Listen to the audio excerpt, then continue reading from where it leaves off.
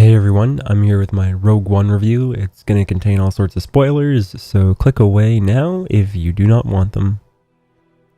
Before I begin, I just want to say I haven't really talked about the movie yet. I saw it last night, and two of my friends I was with both really enjoyed it, I believe, and the other one was falling asleep. Maybe still sort of enjoyed it, but still not as much. We didn't talk about it a whole lot afterwards, and me hearing their opinions is really about as far as it went. I also haven't watched any other reviews, though after I make this, I'll likely watch Cinemassacre's review, Angry Joe and Chris Stuckmann, and then I'll start looking at the Star Wars subreddit, see what people are saying. But let's just get into it. So, really love the movie. Star Wars fan, though, so I enjoy the prequels. There's not much you can do to the series to make me not enjoy it. So, I guess it's a bit of a biased opinion, obviously. But I'm going to begin with a couple things that I didn't like. K2SO, and let me just double check really quick that K2SO. I thought that some of his stuff and like just more in general of the comedy of the movie, for me personally, it was falling a bit flat. Like they were throwing out some jokes in there and like whatever, like I compare it to almost episode 7 where I was laughing at certain parts, like when Finn and Poe first meet and Finn doesn't have a name and all that, and like every time he like gets a shot in when they're on the Millennium Falcon with Rey and he's taking out the TIE fighters. It was like there was a lot of like really fun parts like that where the entire theater was laughing, but there was never really a moment where the entire theater laughed in this movie. So I thought throwing those like attempts in there were just like, whatever. It didn't bother me at all. Like it's still, a lot of it made me smirk, but maybe they just could have done a little bit better of a job of that, I guess. Though I do understand where they're coming from. Disney with like the Marvel Cinematic Universe and stuff was trying to give it that more general appeal. So whatever, that's that. The opening like scenes of the movie too, I found were a bit all over the place. Like they're constantly throwing like the planet names and the name of this moon or this place or whatever at you. And I was trying to keep track of it all to have a bit more context later on when characters start meeting, so I know where they are or where they've come from. But some of those were just kind of pointless, and I didn't really recognize the planet names. I don't think. I'll definitely be seeing this more than once. I saw episode 7 4 times when that came out, so yeah, I'll definitely go and see it at the very least once more at the theater, and maybe I'll pick up on a little bit more with those names. But I just felt like it was kind of in so many different places at once. At the very beginning, though. And the third thing was that I didn't like, that I took down in my notes here, was the CG for some of the old characters. Grand Moff Tarkin, he's like Darth Vader's right-hand man in episode 4, 5, 6. And now I'm trying to even question if he is in episode 5 and 6. Can't remember. Either way, he's in episode 4 for sure. Maybe he dies with the Death Star. Maybe I'm forgetting, but the CG for his character, obviously the guy passed away in the 90s, but I don't know, I just didn't like it. I don't like those things when they try to CG a character, because at a bit of a distance, it's like you couldn't tell at all that it's CG, but the moment it gets close to his face, it's like it's all I can think about. There's no other way they could have done it, and they kind of needed to do it to have that story there. Because if all they did was talk about a bunch of characters who were off screen the entire time, it would have been lame. So, I don't know. That thing bothered me a tiny bit. But on to the pros, which I have quite a few more of. The first one is that it was kind of unpredictable, honestly. Everyone knows the end of it because it happens right before episode 4. The mission for them is to find the plans for the Death Star. And episode 4 begins with them having the plans for the Death Star. And Darth Vader saying, a rebel group was sending transmissions to this ship, like, you got something here, where is it? And you know how it's going to end, but that entire journey along the way, there were so many twists and just things I didn't expect. So I thought that was really awesome. The second thing I really enjoyed was basically what happens at the very end of the movie, and it's that they're like the Suicide Squad, basically. They're more of a Suicide Squad than the movie The Suicide Squad. I did not see them all dying. It's kind of reminds me of Halo Reach, actually, and I remembered it after the fact because one of my friends pointed it out. But while I was watching it, I was thinking to myself, this reminds me of Halo and I don't know why. And then he said, oh, Halo Reach. And I thought, totally, like, his entire crew goes in there on this mission and it's almost all for nothing, especially at least in Halo Reach. Like, you know, the entire planet gets destroyed and that's what happens in this one, but at least that part of their mission was fulfilled. It's like, hey, you know, here's the plans, do what you will, and we all know how that turns out. So it ends up turning out nicely, but it's kind of a sad movie for me, like episode 3, where at the end it's like everything went to hell, but you know what comes after, so you know it's like, you know, it's gonna be okay in the end.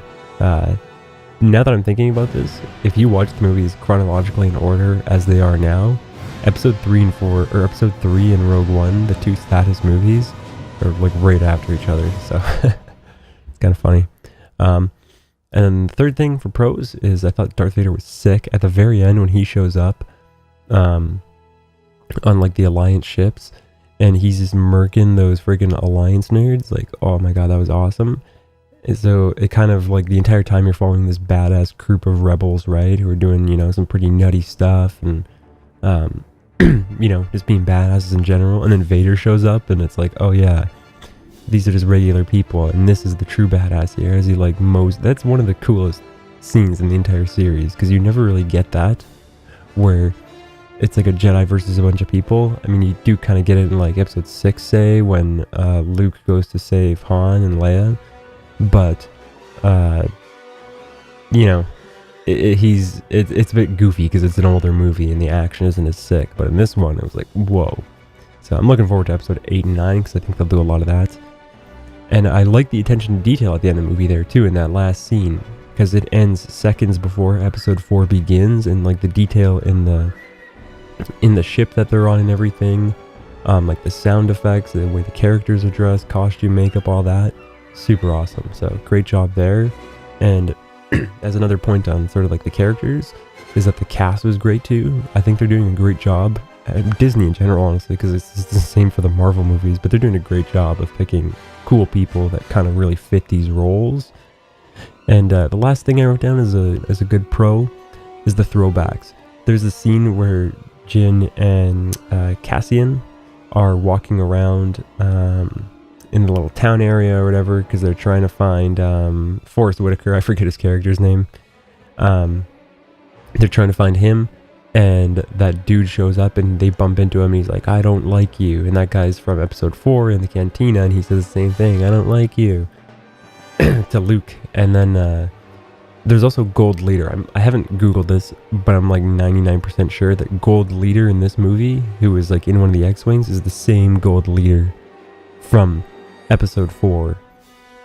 Because in the original filming for like episode 4 or whatever, George Lucas just got people to like sit in the cockpit of those X-Wings and record like a bunch of generic lines so that they could like cut and paste them together. So like you get Red Leader saying stuff, some Gold Leader saying this stuff, you know, Red 1, Red 2, all that. Just generic lines. So they were able to reuse a lot of that. And like I said, I'm pretty positive that that's that. And I think that was pretty cool, because even the footage of him in the movie looked like not as crisp. So I think that's cool. And then I just wrote down an other section, and one of the things I wrote is you were part of a rebel alliance and a traitor.